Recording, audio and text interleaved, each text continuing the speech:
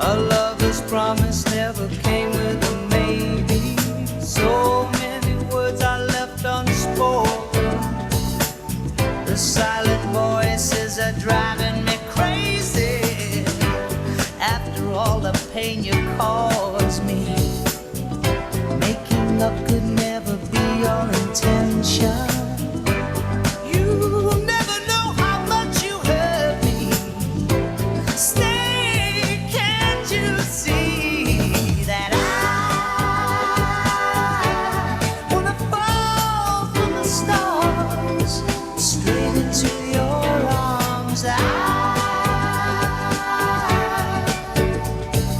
feel you. I hope you comprehend. I wanna fall from the stars straight into your arms. I feel you. I hope you comprehend.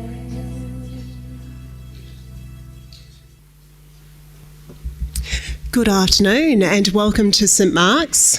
Good afternoon. My name is Anne Edwards. I'm the priest here and it is my absolute privilege to welcome you into this space as we remember Janet Cruickshank, her life and her love for her family today. And there are some moments in this service where we will briefly pray. For some of you, that will be your tradition and will be easy to sink into. For others, what I would invite is take that moment to reflect, to engage as your practice is, or to spend some time thinking about Janet and your memories of her and what it means for her family. So the main thing is you're comfortable and you're welcome in this space. You come as you are and there's no expectations on you. Today's work is to remember and celebrate an extraordinary life and to support Janet's family at this time. So welcome. We have today Janet's children with us, Denise, Nina and Rowena. So welcome to St Mark's. Janet's grandchildren, Timothy, Amy and Jahara. Janet's great-grandchild, Edward. Janet's siblings, Brenda, Marlene and Paul. And other relatives and friends today, as well as those who are here to support the family at this time. So welcome, it is wonderful to have you here. And today, the family really would love to celebrate the life of Janet. And there may be tears because it was a wonderful life, and that's good. It's worth a few tears shed. You can't do anything wrong. But we will hold that space with love for Janet. And so now I'm going to light the large candle you see before you, and that represents for us the life of Janet.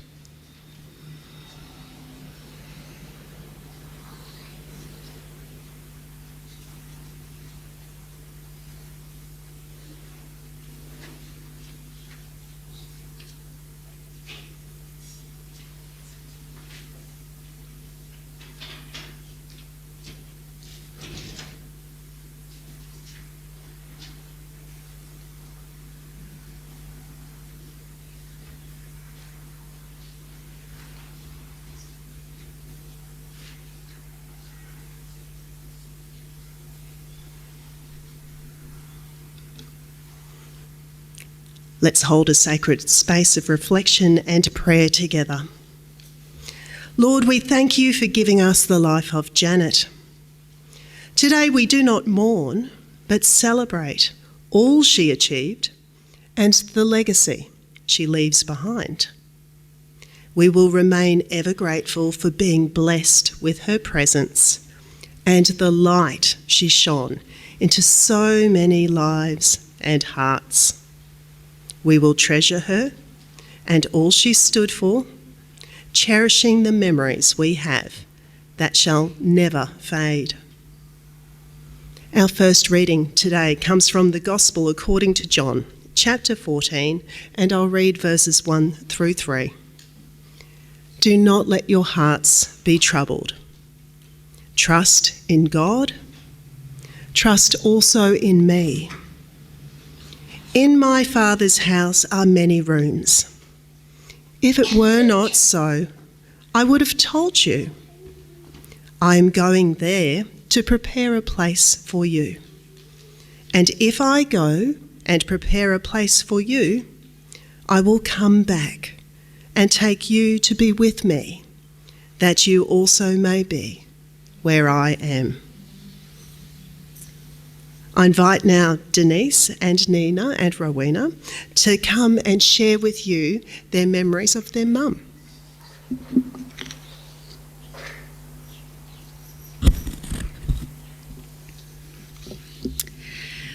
Mum was born in England in 1938 during the Second World War. Her early years were marked by austerity and making do. As a result, Mum developed a gift for creative problem solving. She could always work out a way to achieve what she wanted. Her birthday was the 24th of December, and she bemoaned missing out on many birthday parties. When she asked her mum one year if she could have some friends around for a birthday party, she was told they didn't have enough money or cups. A few days later, Nana opened the door to a group of mum's friends, each holding a cup and sixpence. Her dad was in the Navy during the war and a merchant seaman after that, so he was away a lot, and her mum needed to work to help feed the family. And as a result, Mum finished school early and went to work.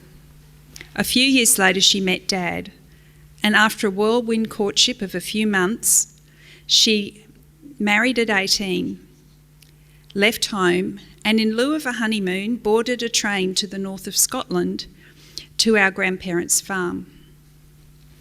It must have been a shock for a young woman who had grown up mostly on the south coast of England with the beach and relative warmth.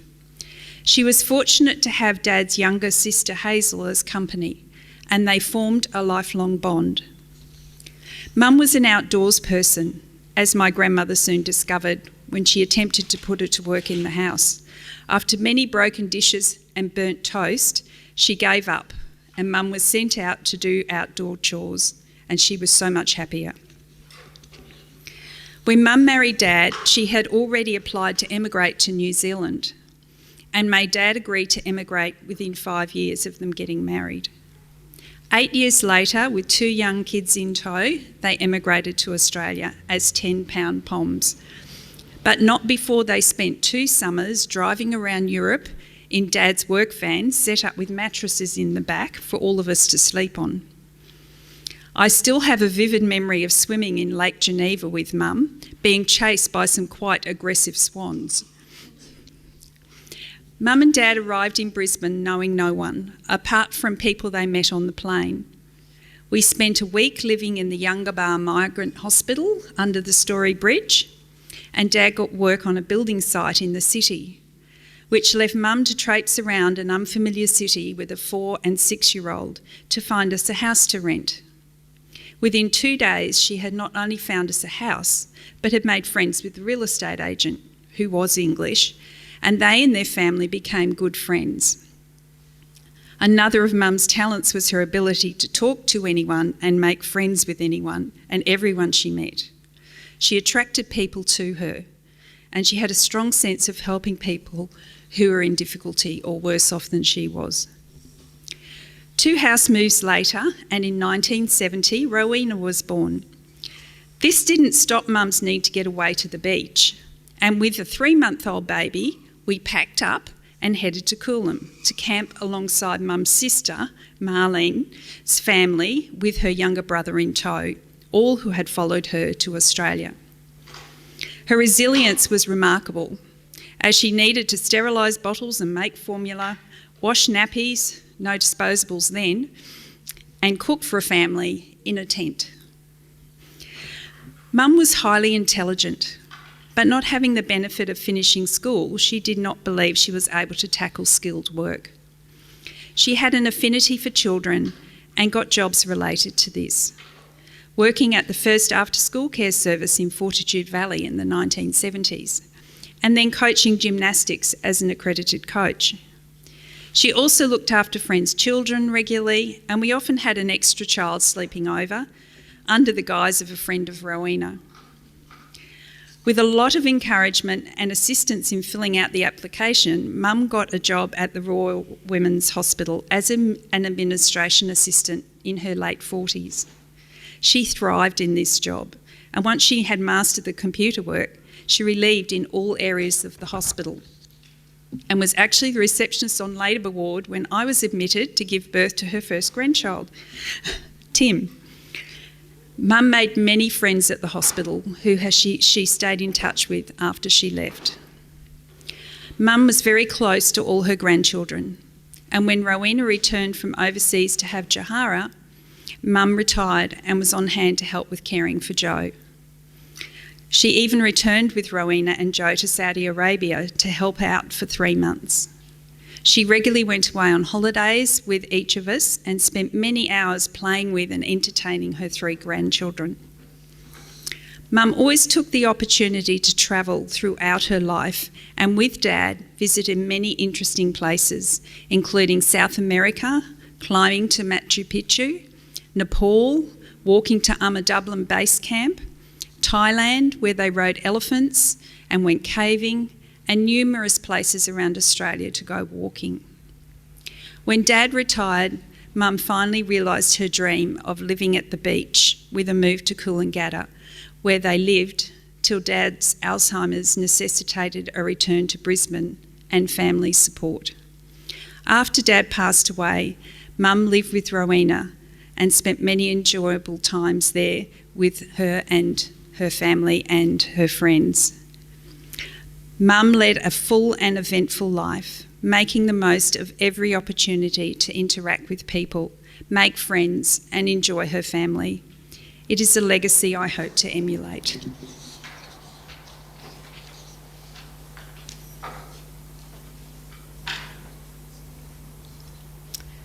In many ways, Mum wasn't your typical mother. At high school, when my friend and I would abscond from compulsory sports days by hiding in the toilets and then climbing over the back fence, Mum would be waiting for us in her car, engine running, for a fast getaway. She once joined Denise's class on a biology excursion, and while the other mothers sat down the front of the bus with the teacher, Mum sat at the back. One of the girls next to her started smoking, and when the teacher stormed up the bus to catch the culprit, Mum looked at her and apologised and said, "I'm sorry, it was me." In her 40s, she took up ballroom dancing on roller skates, and on the weekends, Dad would drive her around to perform at public events with a long-suffering and somewhat bemused look on his face. She and Dad were great rock and roll dancers, especially to their signature song, Rock Around the Clock. At university, when I attended my graduation ball, they delighted my friends by taking to the floor and performing a mean jive. In fact, Mum and Dad were practically inseparable. She looked after him through his hard Alzheimer's years and missed him terribly after he passed.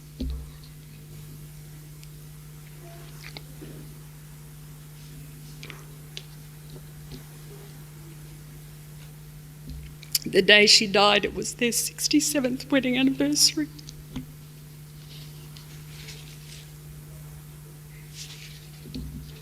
Dogs and children were drawn to Mum, and Mum loved all animals. Over the years, we had horses, dogs, cats, guinea pigs and birds, including a cranky cockatoo that was besotted with Mum and would only let her near him. We adopted a series of water dragons, all called George, that used to like to lie in the bottom of the pool and that Mum often had to fish out of the filter box. In our house, it was absolutely forbidden to kill spiders. We had to catch them and release them outside. Once, when we stopped at the red lights, she jumped out of the car to rescue a huge stick insect that was clinging to the back of the ute in front of us. As Denise said, she also loved the sea. She was a fearless swimmer and would swim out way past the breakers. We'd see her in the distance bobbing around, totally unafraid of rips or sharks. And also, as Denise said, she loved people and loved having them around.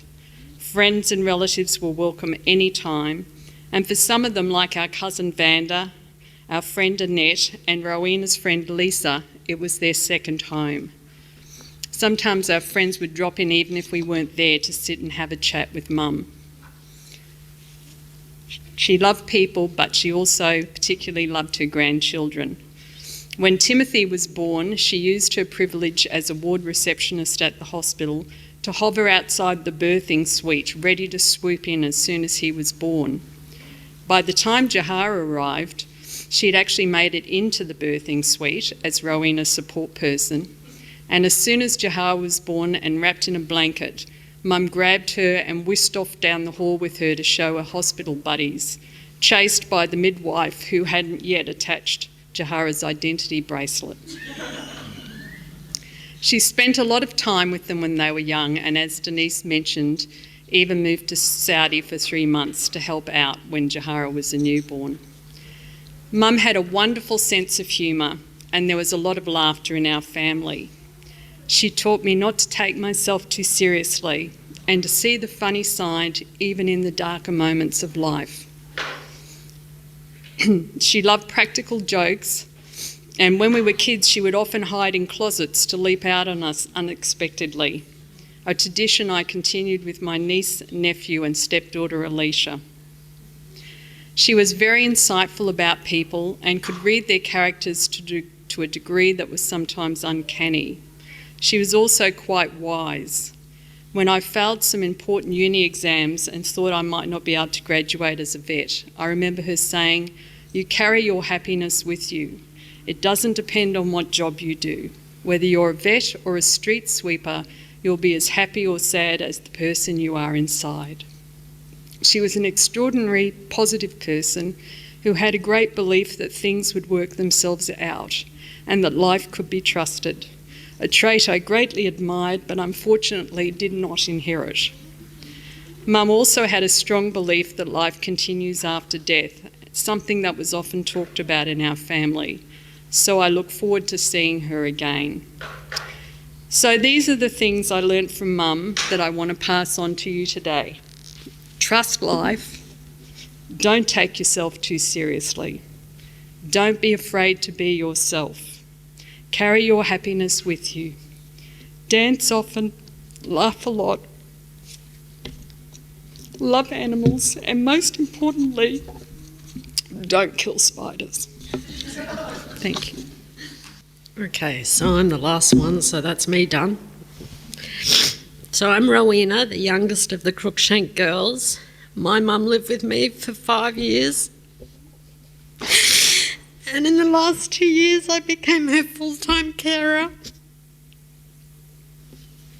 The job wasn't easy as it was 24/7, but I wouldn't have changed it for the world. When Mum lost her, she fell into deep depression and didn't want to do anything.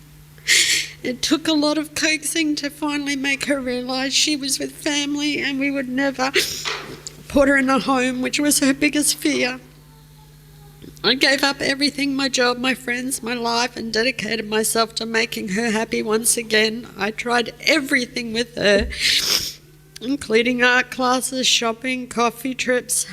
But in the end, it was the dog park and the pokies that put life back into her. She came back in full swing and she made so many friends that loved and adored her. She was funny, witty, and loved to tell a dirty joke or two. The dog park was where she got to hug and play with all the dogs and go on walks with Oscar and me. Oscar being my dog. Her bond with my dog Oscar became inseparable. When she started to show signs of forgetfulness, he would follow her everywhere and became Mum's companion and the love of her life. Mum started to get worried as she knew she was starting to forget. I assured her I was her memory and all she needed to do was wake up each morning and take the day as it came. Mum was not only my mum but my best friend. Dad had a form of Alzheimer's that made him quite aggressive, but Mum's Alzheimer's only made her more gentle, loving and compassionate.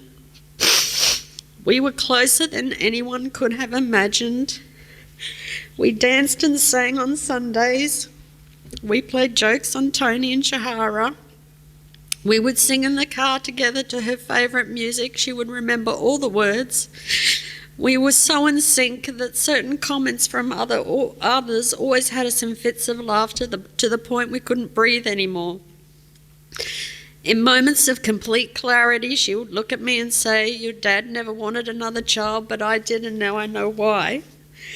There would have been no one else who could have done what you have done, or who would be willing to do what you are doing." I told Mum I was no different to anyone else. But my many years in Saudi with my Saudi family and experiencing their culture showed me, as a Western culture, we've got some things wrong. The Saudi parents go straight to their kids and are looked after till the day they pass. It's a beautiful part of their culture, watching the elderly never have to worry or fear they have nowhere to go. I knew then that if one of my parents passed, I would be the one to bring them home. My mum was an inspiration, and I am beyond grateful for having her in my life.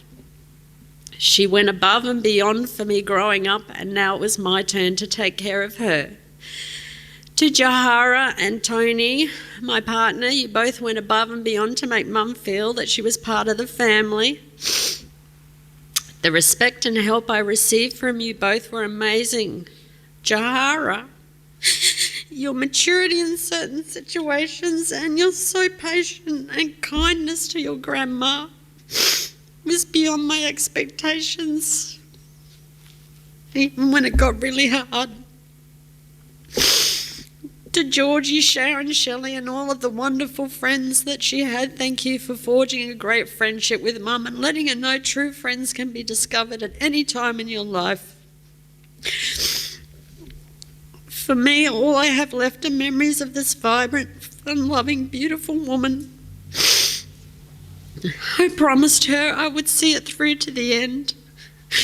I'm not perfect, but if you are ever in a position like mine, you only want to take the pain away from the one you love.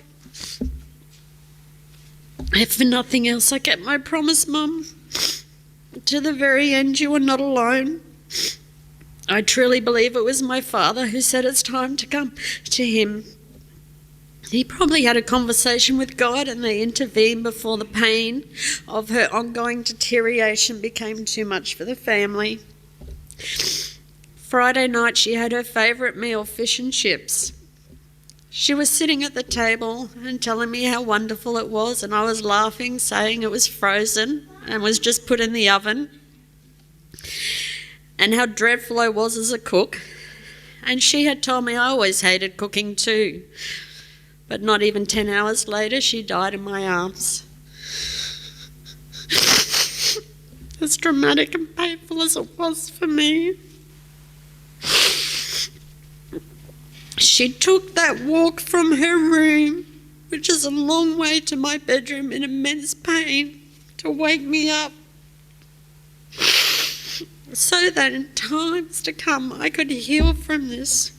Because she wasn't alone when she died. I was there, Dad was there, God was there.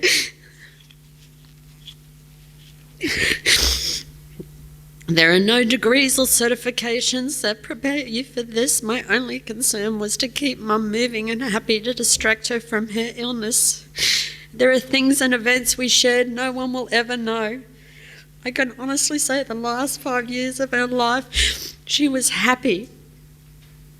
It will take a long time to heal, but I'm truly blessed for watching a love between my mum and Dad that is now reunited again. God, I miss you both so much. You are an inspiration to all of us. Till we hold each other once again, please stay safe in God's embrace. The final times, the final months, the final days, when we have that privilege, are a sacred space. And it is a challenging space. And coming to this apart. We hold it both. We hold a life that was so beautifully lived, a life that touched everyone around. Janet was one of those rare people, and you can hear it, can't you, when you see it here. One of those rare people that you met and you connected with, who saw you and brought you in because there was something about her that cared for the underdog, that made sure no one was left behind, not even the spiders. And that's love.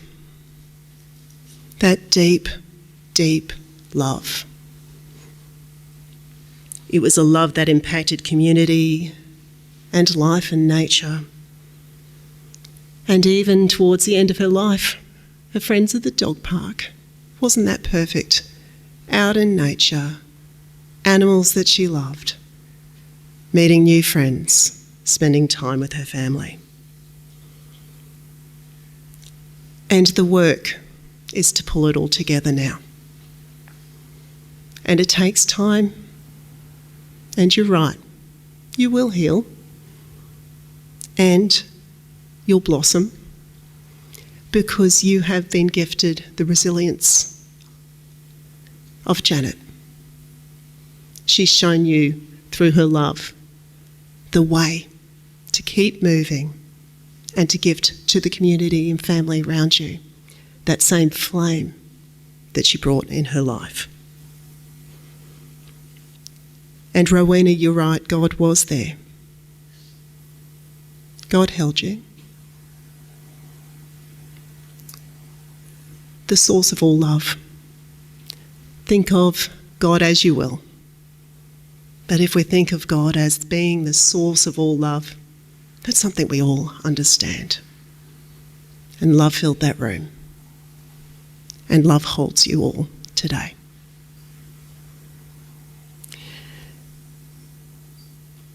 We lit at the beginning of the service today a candle for Janet. Her life. And wasn't it a life lived with abundance? And we heard how much Janet loved her family. And so I invite Janet's grandchildren, Timothy, Amy, Jahara, to come, and to Edward. And we're going to light the smaller candles to represent the life and the love that has carried through to the next generation.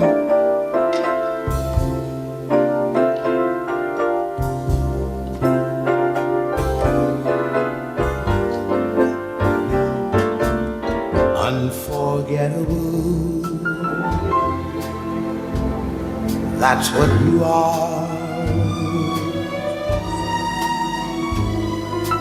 Unforgettable, though near or far,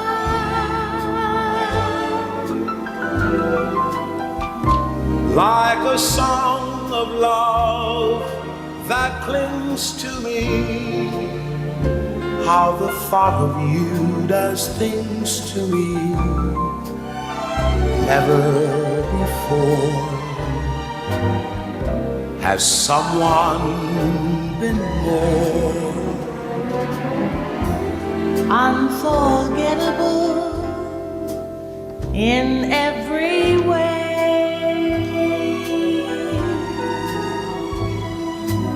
and forevermore? And forevermore, that's how you'll stay. She certainly was unforgettable. And we move now into a photo slideshow of Janet's life. I'm looking forward to this, given some of the stories we've heard today. And it is accompanied by one of her favourite songs, played by Shane Sondergeld, Close to You.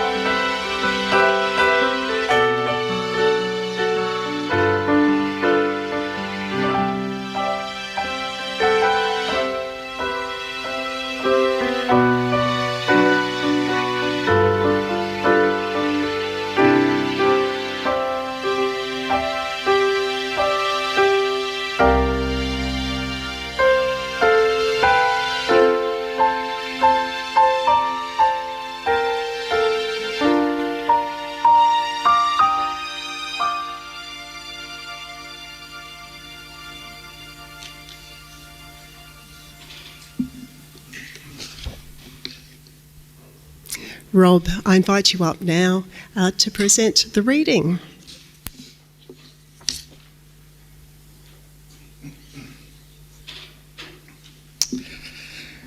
Nina has shared with us how her mum had a love for the sea and an even greater love for swimming out way off the shore at everyone else's peril.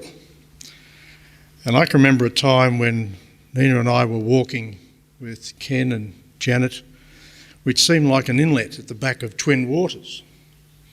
And I'd been doing a bit of swimming at the time, but Janet said to me, "Why don't you swim the other side and back?"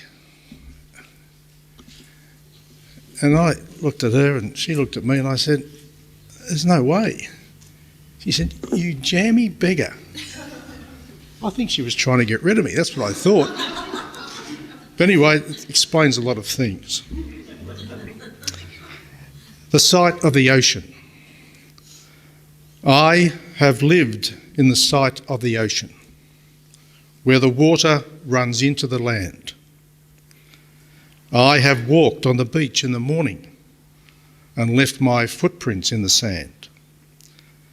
But musical waves have been calling, and the ocean is so wide and vast that I've struck for the silver horizon and put out to sea at last.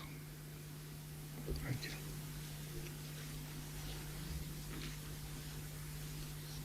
you. And as we prepare to leave this place, I would invite you to the hall after the service to continue sharing your memories, to continue reflecting on the love and the presence of this person, remembering no act of love that has been done in our lives can ever be undone. And so,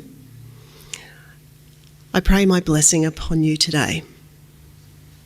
Bless those who mourn, eternal God, with the comfort of your love, that they may face each new day with hope and the certainty that nothing can destroy the good that has been given. May their memories become joyful, their days enriched with friendship, and their lives encircled by your love. Amen. And as we leave today, we will be accompanied by one of Janet and Ken's favourite rock and roll dancing songs, their song, Rock Around the Clock. 1, 2, 3 o'clock, 4 o'clock, rock. 5, 6, 7 o'clock, 8 o'clock, rock. 9, 10, 11 o'clock, 12 o'clock, rock. We're gonna rock around the clock tonight. Break the glad rags on. Join me, hun. We'll have some fun when the clock strikes 1. We're gonna rock around the clock tonight. We're gonna rock, rock, rock till broad daylight. We're gonna rock around the clock tonight. When the clock strikes 2, 3, and 4, if the band slows down, we'll yell for more. We're gonna rock around the clock tonight. We're gonna rock, rock, rock till broad daylight. Gonna rock around the clock tonight.